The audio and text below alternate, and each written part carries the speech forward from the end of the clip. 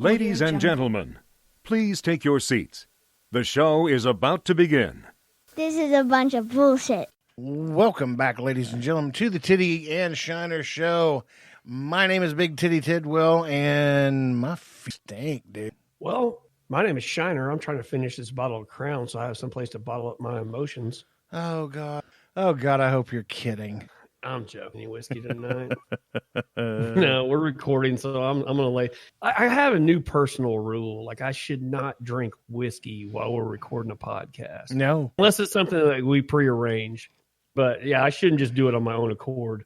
Yeah, I think instead of that, I'll just scrap the podcast and play shitty guitar. It'll be a little bit more entertaining.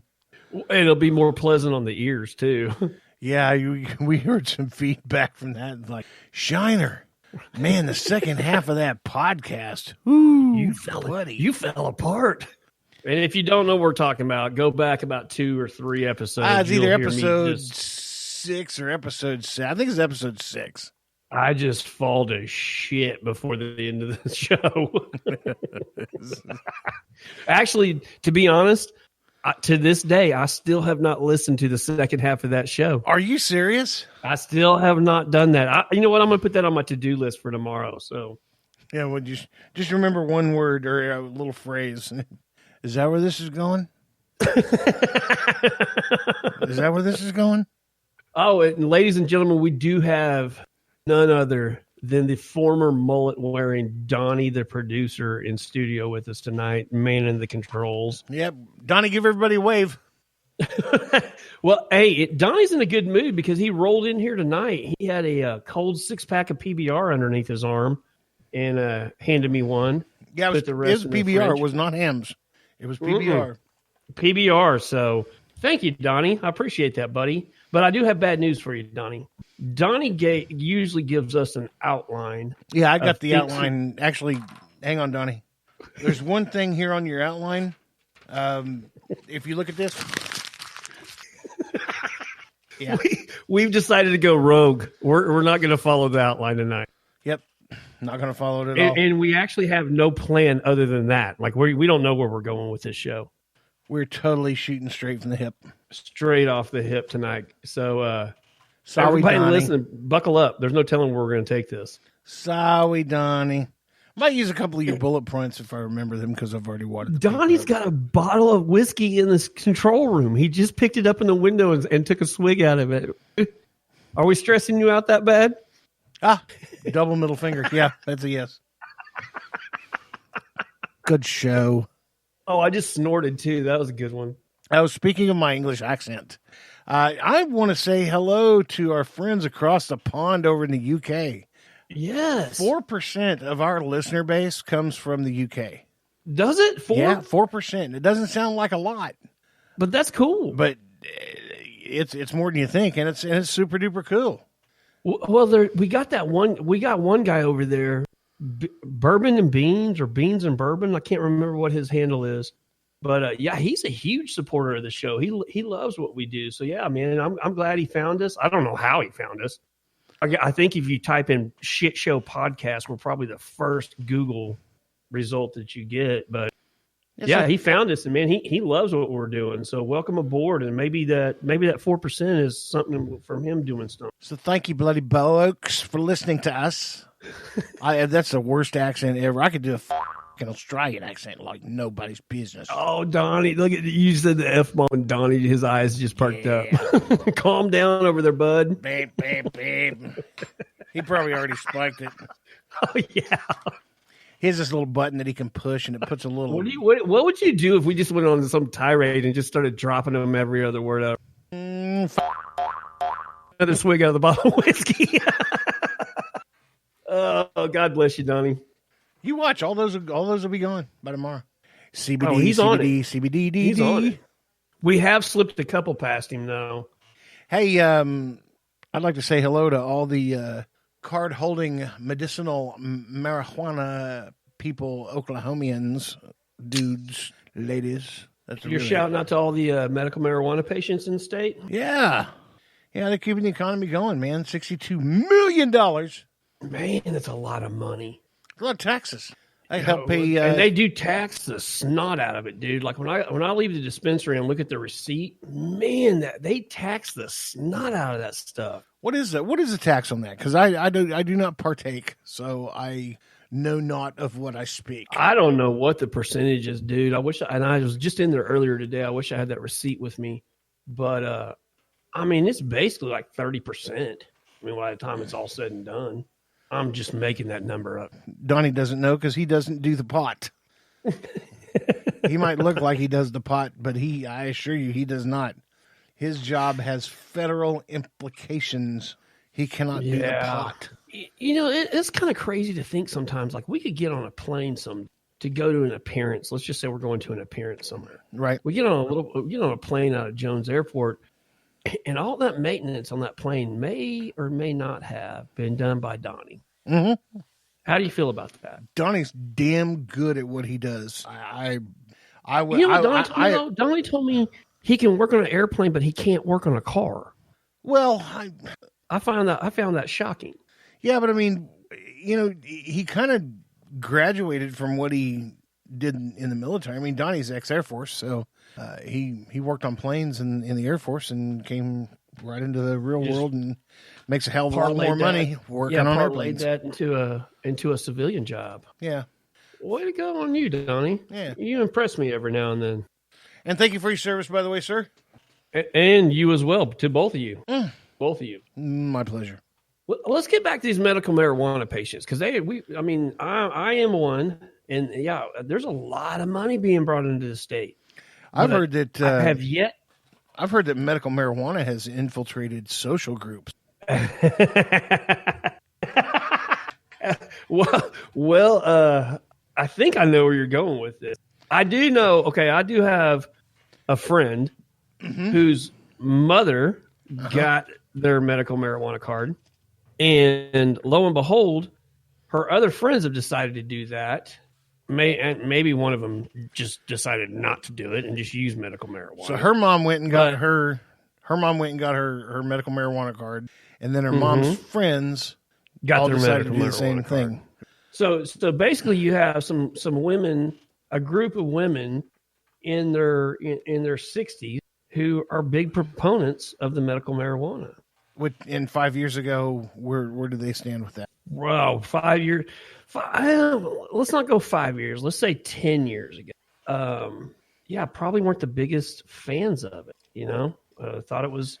You know, that's the generation, man. That's the one thing I was thinking about how crazy this little tale is.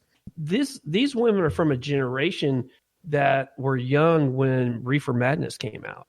Reefer Madness was just propaganda to scare everybody about marijuana. Well, of course it was. But it's hilarious if you get high and watch it to this day. But yes, it is. In fact, I may do that later tonight. But yeah, man. I mean, they came from a generation that, you know, Reefer Madness, and then they get to be adults, and Nancy Reagan's promoting that it's the gateway drug, and I mean, so you know, they're basically scared to death about this thing, and now they've read, and the internet's giving them information, and now they're huge proponents of it. So yeah, they've completely went 180 degrees on this deal, and it's a good thing. I mean, for the stuff the symptoms that they're using marijuana for have vastly improved. Besides the fact they probably like to sit around and get high together. Okay, guys, we just had a little bit of a break in recording.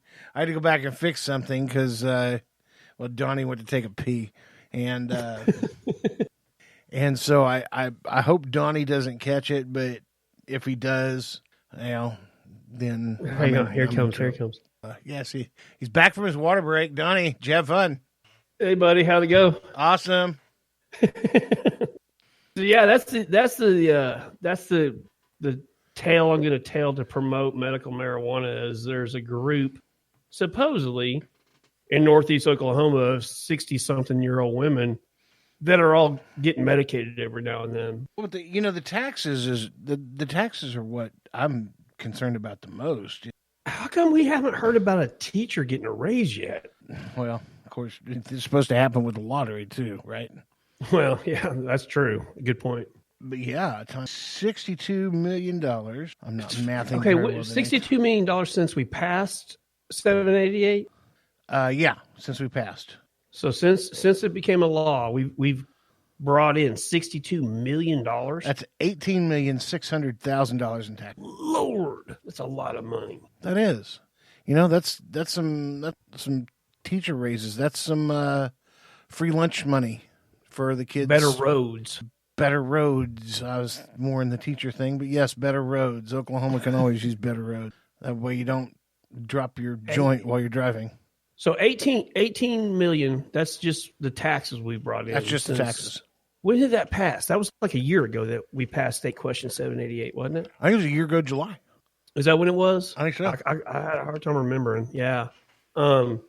Yeah, and then, you know, besides the financial gain the state has incurred because of it, we've got all these people that are able to treat these medical conditions, PTSD being a huge one. Mm-hmm. You know, and it's become legal for people that have their license. So yeah, man, I think it's just a win-win. And I think next year by this time it'll probably double as more people get their license, more and more get their license. Yeah, more taxes are being collected. Yeah, you're probably right. And a lot of that also depends on the growers, what kind of products are available. There's more and more and more edibles that are coming on board. Companies. That's the bad part about edibles is, you know, it's one thing when it leaves the grower and you have to prove the percentage and that kind of stuff. But when you make edibles, the testing is that much more under a microscope because you have to prove the amount of milligrams per portion of that dish.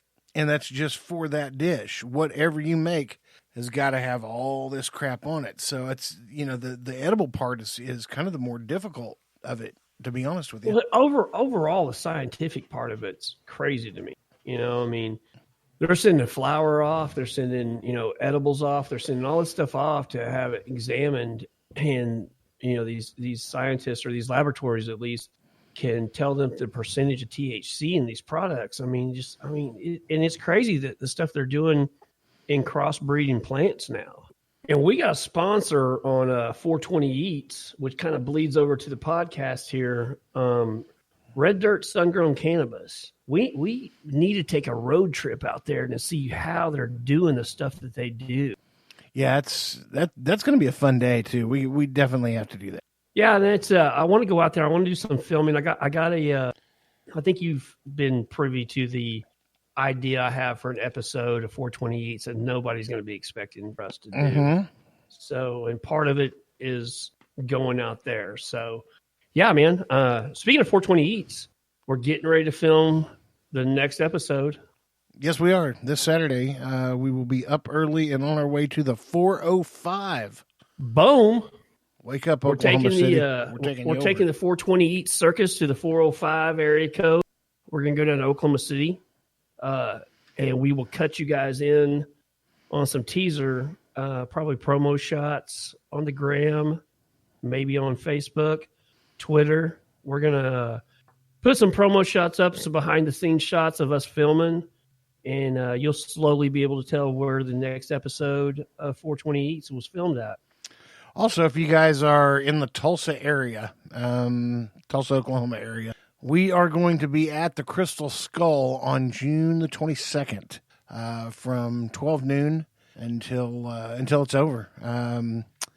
Heath Bates lost his life in a motorcycle accident, and this is kind of a fundraiser / memorial for him. There's going to be a lot of bands playing, and hopefully you guys show up out there and come support it. We're going to be doing our best. I'll actually be coming in late. I won't be there till a little after 8 o'clock, but Shiner will be there all day, announcing the bands coming in and trying to do his best to make sure that he's not completely full of the PBR by the time I get there. Oh, you know me so well. Yes, I do.